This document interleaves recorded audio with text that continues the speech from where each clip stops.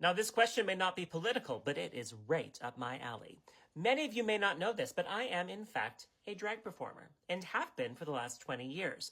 I wear wigs, heels, makeup, the whole 9 yards, and I do it for a multitude of reasons. I do it to create art, to bring joy to audiences, and yes, to feel beautiful. Because let's be honest, I am not exactly queer society's idea of hot. I don't have abs you can grate cheese on or a jawline sharp enough to open Amazon boxes.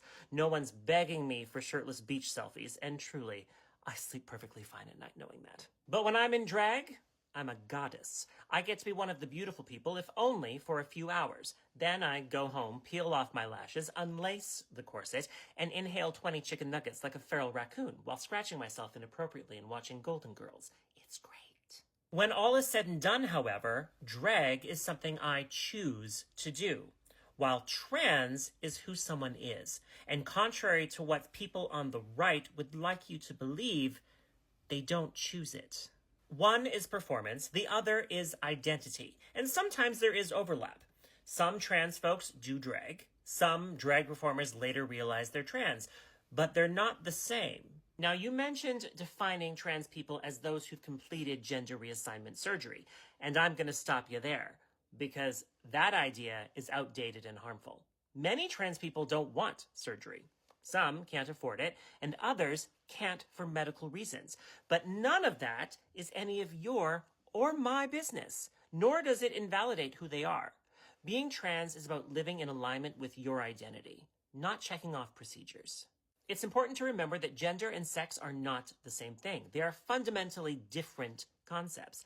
One is rooted in biology, the other in identity, expression, and culture. Sex refers to physical characteristics like chromosomes and anatomy, but even that isn't strictly binary. Intersex people exist, and biology itself resists simple categories.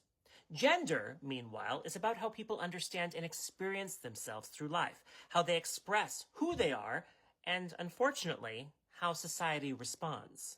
Neither sex nor gender is a fixed point on a rigid line.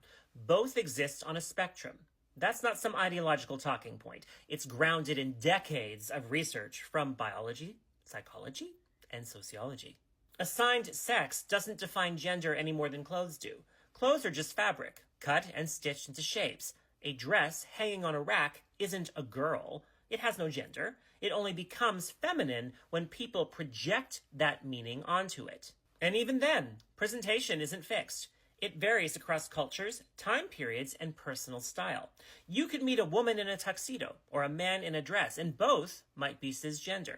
Clothing expresses something, but it doesn't define someone. Gender is about identity, how a person knows themselves to be, not about what they're wearing. Assuming someone's gender based on their clothing is not just outdated, it's becoming increasingly dangerous. Cisgender women are now facing the fallout of this thinking too. Many have become targets of transphobic harassment simply because they don't conform to narrow, outdated standards of femininity. This isn't just a trans issue anymore. It's a people issue. And it proves the point. When you police gender expression, you end up hurting everyone, but mostly trans people and women. So, should you remove drag from your vocabulary? Absolutely not. But use it correctly. Drag is not an umbrella term to shove everyone you can't categorize underneath. It's not a catch-all for anything gender non-conforming. It's an art form. Fabulous, fierce, and fun, but not interchangeable with trans identities. Now let's be clear. I'm a drag queen, but I'm also a man. A gay man, but I like being a gay man. I'm good at it. It suits me. But I'm not trans, and I never want to speak for trans people. That's not my place. My job is to advocate, to support, to listen, to be an ally, and to own up when I get it wrong. And I do, sometimes, just like you. I'm learning. The important thing is that we keep showing up, keep listening, and keep adjusting when we miss the mark. If you're confused, that's okay. You're asking questions. That's more than some people ever do. But listen to the answers. And most of all, believe people when they tell you who they are. You don't have to understand it to respect it.